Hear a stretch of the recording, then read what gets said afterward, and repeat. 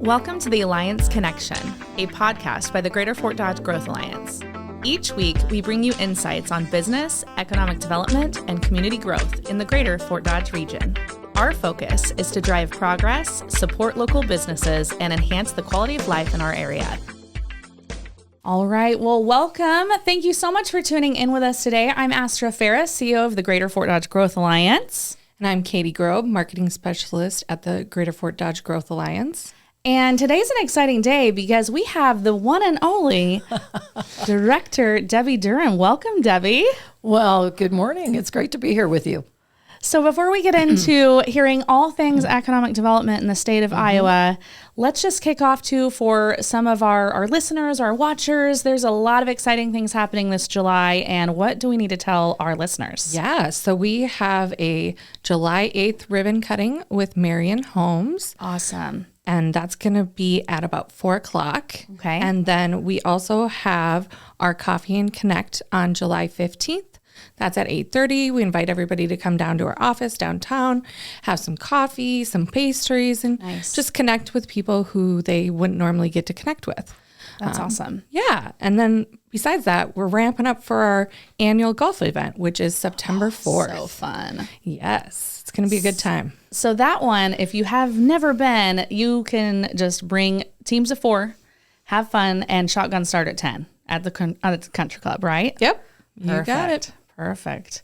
All right. Well, welcome, Director of IEDA and IFA, Miss Debi Durham. Hello. Well, hello. So I think that first of all, if you could kind of tell us, you've been as the top economic development director for the state of Iowa now for a bit. So can you kind of share with everyone your journey through that and what IEDA and IFA does? So it's interesting. I started in 2011, but I've really been doing economic community development my whole life. And just to put that in perspective, someone introduced me the other day and said, she's been doing this for like 20 years. And I said, oh no, a bit longer. Let me put this in perspective. I just had a birthday. My brother sent me the most beautiful bouquet of flowers. And the card, which was so random. Okay. And the card said, welcome to Medicare. So that tells you how long I have been doing economic community development. Oh, my goodness. But for the state, I've been doing it since 2011. I came in, I was the first appointee of the Governor Branstad and Reynolds administration back then, and decided to stay when Governor Reynolds when he left to become ambassador, Governor Branstad, and I've been with her ever since. Wow. And we'll finish up with her now that she's made the announcement she's not going to run again. Oh my gosh. Yeah. So you've had I just think about your leadership journey, and you've done so much. I know not only with just us, but the whole state, that you're just out there as a rock star in the country, really setting Iowa apart. So can you kind of tell folks what IEDA and IFA's focus really has been and is? Well, really, if you think about now with the realignment of governor that Governor Reynolds did, government I meant, that everything that touches economic or community development is now housed at IEDA and IFA.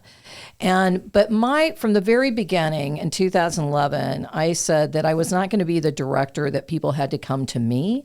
Or, in fact, I'm very seldom in my office. I don't even have a desk phone, never have. The only number on my business card is my cell phone, and I'm in communities like this 2 to 3 days a week, all across the state. I'm in communities of all sizes. Yeah. And the reason I do that is, as your chief salesperson for the state of Iowa, you don't understand what it is you're selling if you're not spending time in communities, because every community is different. Oh yeah. And then just to be able to come back time after time and see how far you've come with new projects, and to know that we've been partners in most of those projects of significant. Yeah. And again, it doesn't happen without the private sector really stepping up. But government does have a role to play, and I think we've proven to be very good partners over the years. And it is so inspiring to be in communities like today on our tour, to see 2 big projects that, I got to see them when they were just an idea on a napkin, just about, right? Oh my gosh, that's and to amazing. see where they are today, you have to believe I've got the best job in the state. It's just, again, it's simply inspirational. That's awesome. So for those of you guys that don't know, we went, and Director Durham and some of our community leaders, we went and toured the Rivers Edge, Matt Cosgrove Rivers Edge Discovery Center today. day. Unbelievable. And then the Corridor Plaza, the sports pavilion, which they are, getting ready to tout 75 teams, I guess, through this AAU with basketball and volleyball. But yeah, like you said, just an idea, and now to see it in fruition. And I don't think your citizens probably realize how competitive these programs are. Extremely competitive. And as I said, not only when you come with an application, you come to compete. And when I come, the end product far exceeds expectations or even what the rendering showed. And so I think you really, sometimes it's hard to see it when you live in a community day after day. Yeah. To really know how significant what has happened here. I mean, when I first started coming here in 2011 to where it is today, you wouldn't even recognize this place. Really? And I would tell you it's all been extremely positive. And so, yeah, you all do very, very well. Well, thank you. It's a team effort, and Absolutely. You know how that is. It's definitely our city, our county, our private sector, Growth Alliance, the state of Iowa. It's everyone working together, but I'm really proud of our community. As you should be. So can you tell us about the IDA and IFA team and some of your organization's goals?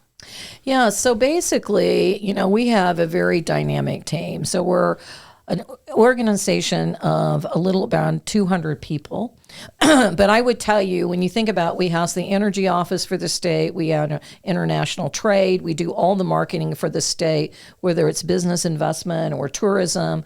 We run like the community development block grant program. So any disaster money that runs, with some of our devastating floods and tornadoes we've had over the years, all of that runs through us. And then you couple that, and then we have arts and culture as part of us, the Main Street program, downtown development. But then you couple that with IFA when 2019 is when Governor Reynolds asked me to stay, because at that time I was actually ready to leave government, and to really merge these two organizations. And there'll never be an official merger, but at least to operate as one. So IFA, if you think about it, is probably the state agency that nobody knows anything about. Our portfolio is over $6 billion. Wow. We take no tax dollars from the legislature. So whereas IEDA is truly an agency of the state, IFA was set up 50 years ago, actually, to be a separate instrumentality of the state. So what does that mean? We started with, now this is remarkable, started with $100,000 of money from the legislature. Wow. Now, again, today we're $6 billion in assets. Wow. Yeah, for $100,000 in 50 years. And so we do all the bonding for sewer and water projects, including right here in Fort Dodge. And then we lend to lenders for like first-time home buyers and income qualified housing units. So that's really how we make our money. And then we run some federal tax credits from the feds. So they give us some administration. So that's really how all the salaries are paid. And then the indebtedness that we take on, we're AAA bond rated. The Nice. People who run our finance are from Wall Street. That when our indebtedness that we take on in this very massive portfolio doesn't become the indebtedness of the taxpayers.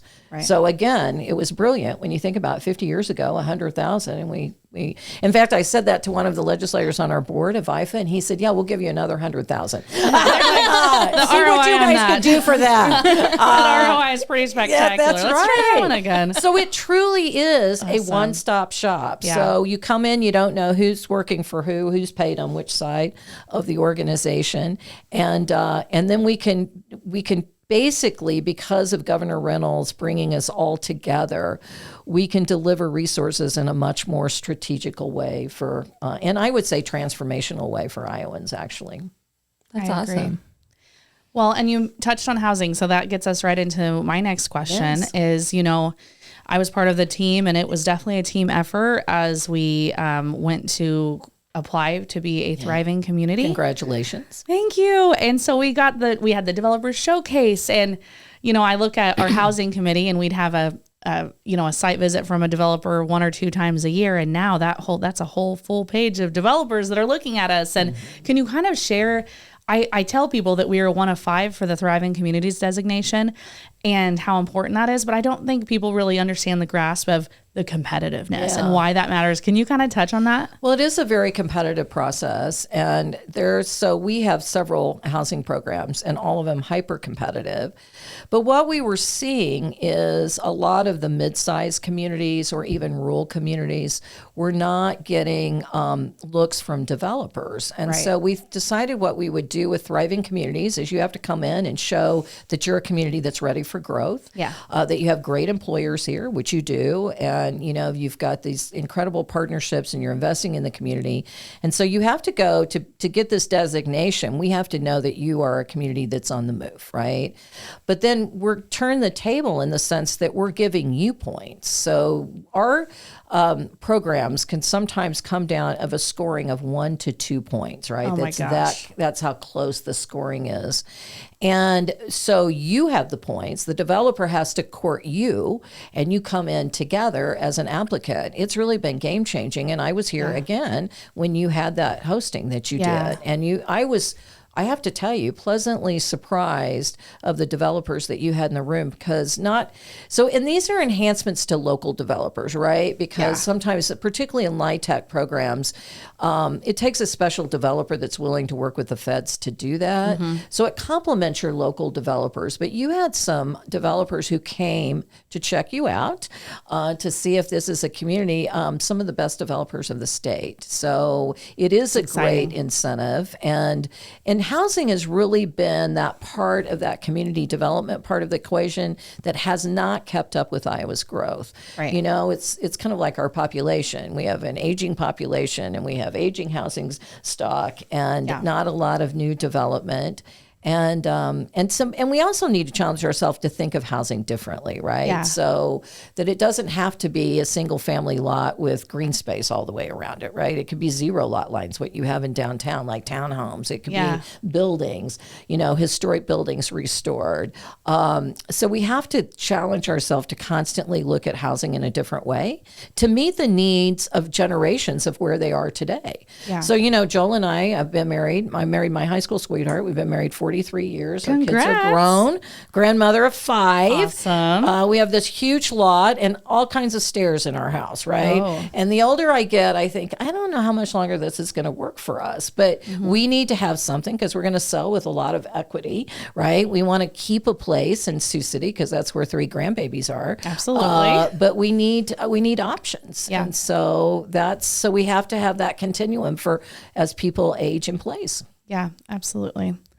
One thing that I wanted to talk about is workforce strategies. Yeah. Can you share some of the exciting workforce strategies IEDA's got going on right now? Yeah. So, again, our greatest challenge is population. You've heard me say that. I have. And so we have to grow Iowa's population. We're going to do it by certainly birthing more children because that's part of it. But short term, we have to make Iowa welcoming, right? And we need to bring people in. And so we've started a talent attraction, and you guys are one of our ambassadors of that, to where we're really marketing Iowa to the nation. And we started with research. So what we did was when COVID happened and the economy started opening, we did a national research project with Fleshman Hillard. Yeah. And we asked some pretty simple questions like, did COVID change the way you look at the place you call home? 7 out of 10 said it did. So much so that we would consider relocating. The highest demographic was 30-year-olds, followed by 40 and 20-year-olds. So really our target market. So you're talking about young professionals, you're talking about young families, and you're talking about boomerangs, right? Yeah. So is the people that we're trying to target. And then we asked, what would you move for? And the number one thing was affordability and cost of living, followed by now public safety, and then quality of life. And the quality of life, the things that scored the highest was outdoor trails, right? Yay. So I just heard about your 40 plus miles of trails and all the connecting you're doing here. Yes. So trails and parks. And by the way, they want to be connected the whole time because they feel the need to share all that with us on social media. And then it was arts and culture. Wow. And so, and then we asked, what do you think? We check all the boxes. We're feeling really good at this point. What do you think of Iowa? And their response was, where's Iowa, right? Like, and they confused us with, growing potatoes. So we had to get, we're not Idaho, we're not Ohio. We have corn. Yeah, we have corn. Yes, we do. But so we had a little bit of brand problem, right? So we did some national advertising. We used some of our ARPA dollars. Went into the cycle 3 times nationally, and we measured, and our positives were up 20%, negatives down 50. Full disclosure.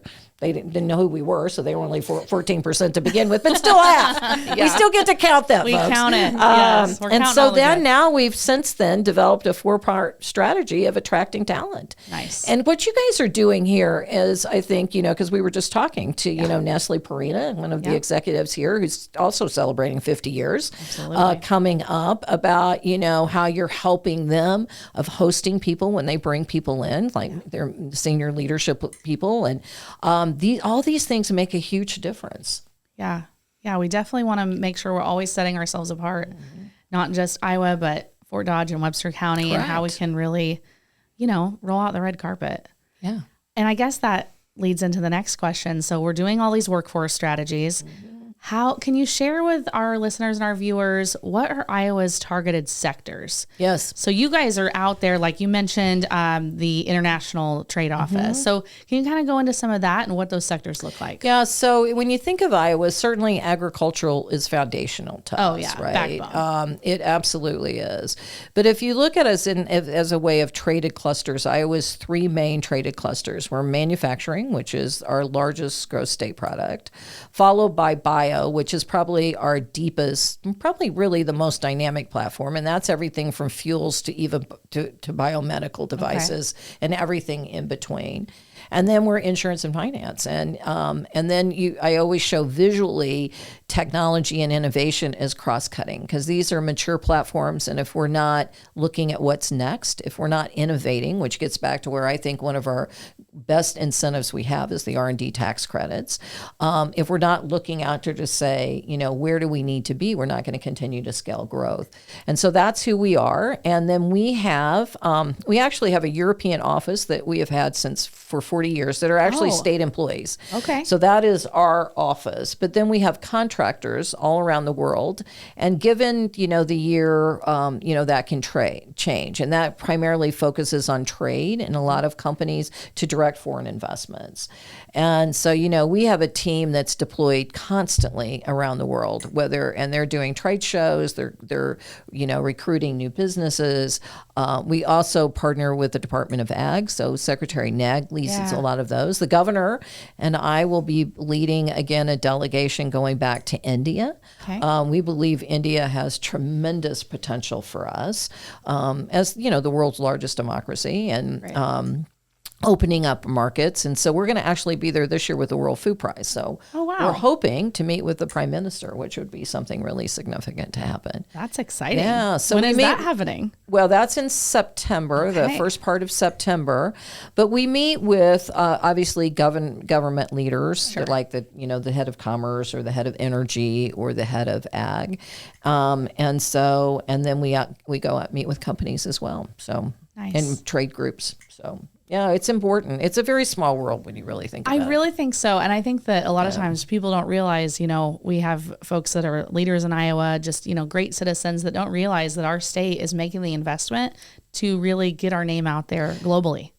Hey guys, thanks for listening. Here's a quick word from our sponsors. Propel your career forward with a Master of Arts in Organizational Leadership from BVU. No matter what industry you currently work in, or where you aspire to be, this master's degree will prepare you to be an agile leader. I liked the flexibility of it being online and asynchronous, so I could study when I needed to as a working adult and parent and husband. And the fact that you could take one class at a time, that was really enticing to me. UniVista University's graduate program is created for working professionals. It's 100% online. There are 7.5-week terms. 1 course per term, making it easy to do alongside your career. Classes start August 25th. Contact grad@bvu.edu or call 749-1000 to learn more. So I'm going to tell you a funny story because this is right here in the backyard. Okay. So I was involved in CJ Coming, and we did a trade mission to Korea. Governor Reynolds ended up leading that, and we met with the executives at CJ, and it's a company that we had been recruiting, right? And then we got close to the finish line, and we were closing the deal, and Governor Branson and I literally flew over there, and I think we were there for like 24 hours and flew home. So not something I would advise. Sure. And I'll never forget, because, particularly in Asian culture, it makes a difference you sitting across the table, right? Absolutely. And so having a governor be that person is really significant and, opens those doors. And there were a list of like 5 things. And the governor kind of looked at me and kind of like, is this okay? Because, we still have an independent board that approves all this, right? Sure. And so it's not usually done at the governor's level. Right. And they're looking at me like, he gives me this look. I worked with him for so long, I just know it. Like, is this going to be okay? I mean, if I say I can do this, can we do this? And the answer, I gave him this very subtle nod. And so he, in essence, closed that deal. And here we are today. And they continue to grow. And they're such this is great a real partner. live example of why these trips are so important. But at the end, and we always talk about this, it is never for us about the transaction in Iowa. It is always about the relationship, right? Yeah. Because we continue to work with CJ as they talk about growth, or if they have an issue with even federal agencies, right? That opening doors. I mean, and that's how it is locally, right? It's about that relationship. And so that's how we approach growth. I love that. Thanks for sharing that story. Yeah, that's super fun. Had you never heard that? I hadn't. Yeah. No, I mean, I'm still a brand new baby bear, I guess, 2 years in. But it's so when you've been doing it as long as I have, we have a lot of memory. Oh my gosh. I bet the stories. That's so cool. Yeah, I can only imagine. So economic development is a competitive arena. Oh, yes, it is. Saying lightly. Yeah. How does Iowa set itself apart? I think it really is. In Iowa, it's not 6 degrees of separation, it's 1 degree of separation. It really is this access. Again, as I stated when I started, the only number on my business card is my cell phone. The governor does the same thing. And so, we really, when we are working with a prospect or even working, because don't forget, 80+% of our growth comes from existing companies that continue to expand, like Nestle Purina, who's doing the 50 years. So never take those individuals for granted, because we take care of our own backyard first. Sure. But it really is about, so we are kind of the concierge service. So like, if there's one of your companies have an issue, and let's say it's a DOT issue, it's a freight issue, or it's a DNR issue, all you have to do is reach out to me. The directors, we work really closely. We've been really empowered to be problem solvers. So it's just how we do it. And the other thing I think is we play to who we are. We don't try to chase things that make no sense. Yeah. So we, again, take care of our own backyard first to make sure so that's why we continue to cut regulations. We continue to cut our taxes to make it more economical for them and more prosperous for them to do business here. And then we actually, as we're doing recruitment, it really is kind of, if you will, charting that supply chain. Yeah, who can we recruit that really also enhances our existing businesses? So one of the new microclusters that we're really focused of in Cedar Rapids area in particular is the aviation. You've got Collins there, and you've got so much of a strong supply chain that has come in since then. And so we're doing some research of really what that looks like and who are people that we can recruit that would actually also enhance opportunities for that existing subcluster. So that's exciting. Yeah, that is exciting. We talked about that relationship and how it's not so transactional, it's about the relationship. So with the relationships and some of those microclusters, what things excite you in IEDA's office and you as our head salesperson for the state of Iowa? What are some exciting things for 25 that you're excited to work on? Yeah, so, we, because Governor Reynolds in our legislature, and, you've got great legislative representatives right here in Fort Dodge that work with us so closely at economic development. But, we went from let's just look at our personal income tax. We went from almost 9%, and I think close to 9 brackets, down to a flat 3.8% this year. That's game changing, right? On our corporate, we were almost 12%. Even with federal deductibility, we were still probably a high 10 or low 10.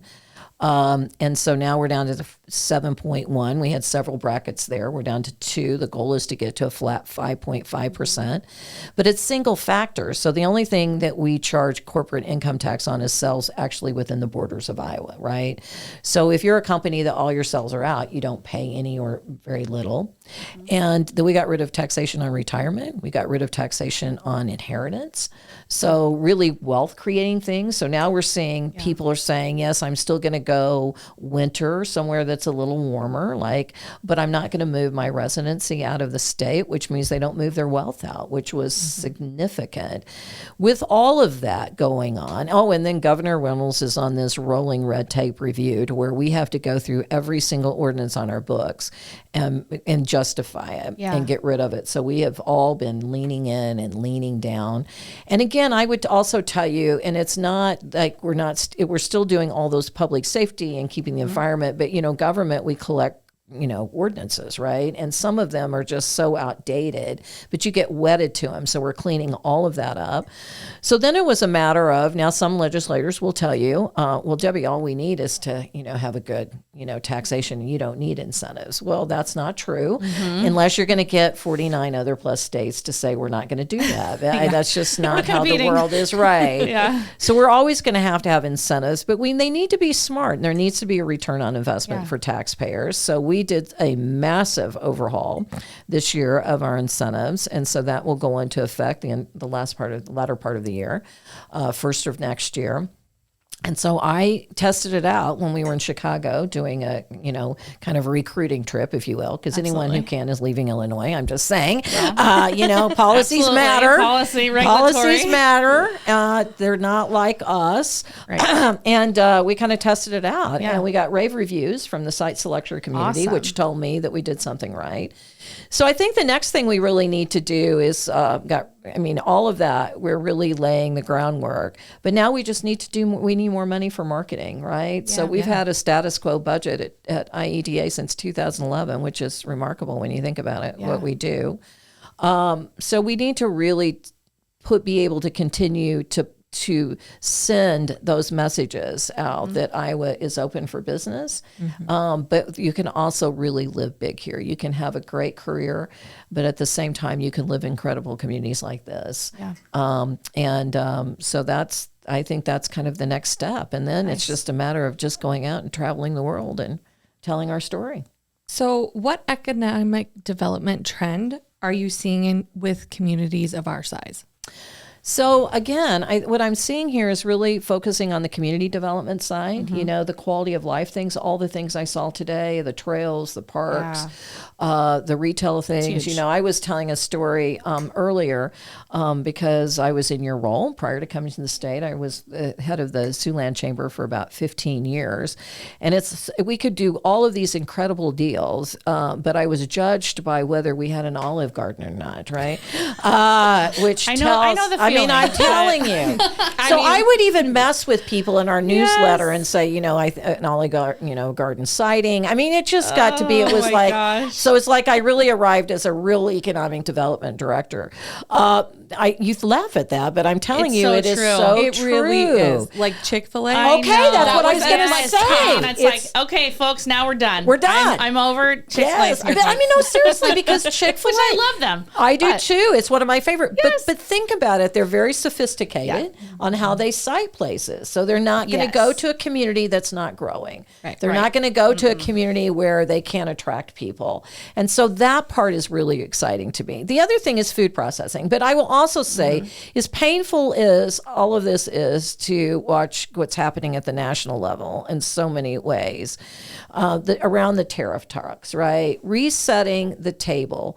It is time that we did that, right? And I do believe when all of that is said and done and we get the tax rollbacks, the tax cuts made permanent, because it really was a game changer for us, you're going to see such a investment that's going to be unleashed in America. Right. And we've already been hearing it. Companies that are saying here, well, in light of the tariffs, we decided that we're going to grow in the USA. Yeah. And we are well positioned for that. So again, we've got our house and our, from a financial and, tax and regulatory environment, you guys are ready for development. I mean, you're coming in for a new certification. You got to get to 1,000 acres.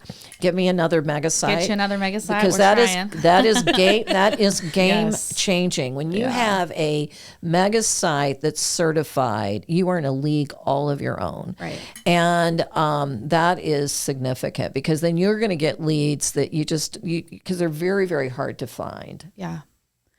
I know that you talked about the way that our community looked in 2011 versus now. What do you envision, Debbie, in, let's say, 2030 for Fort Dodge and Webster County? So what I envision is I envision a lot more investment in your downtown. Right. Okay. You've got some incredibly iconic buildings that need a little love. Absolutely. You're going to see, I envision that you're going to find a developer and to partner with us on getting those done.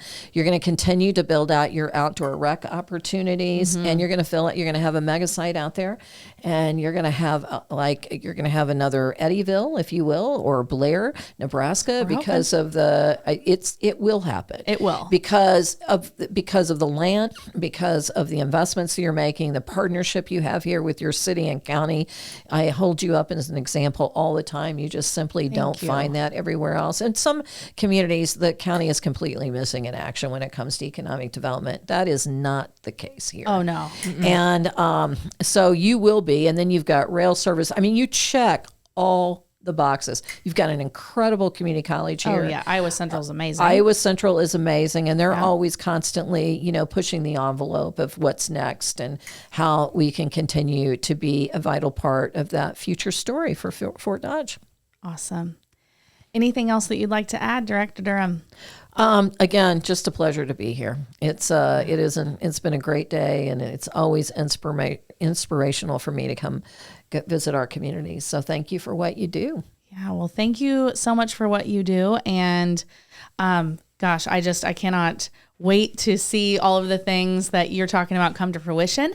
And we're excited to be a partner of yours. So thanks for all you do, for being our chief economic developer for the state of Iowa. Happy to be so. Thank you. Yeah, thank you for coming.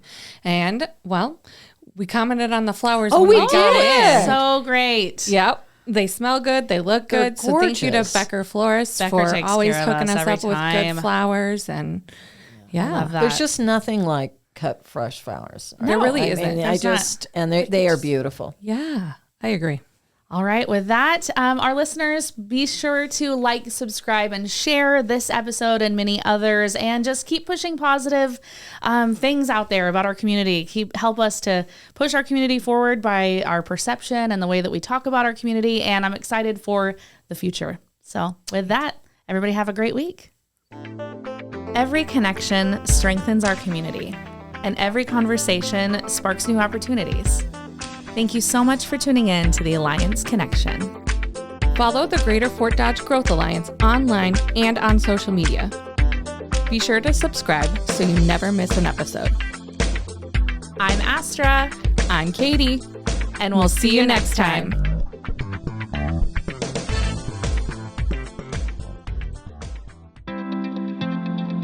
This podcast is produced by Spin Market and Digital. Located in Fort Dodge, Iowa, Spin Market's highly skilled team can help you increase your market by updating your website, improving SEO, designing advertisements, and producing podcasts that will grab the attention of your market. Contact Spin Market today for all your digital marketing needs at digitalagent@spinmarket.com or call us at 515-302-8026. And to learn more, visit our website at www.spinmarket.com. That's digitalagent@spinmarket.com or 515-302-8026. Or visit our website at www.spinmarket.com.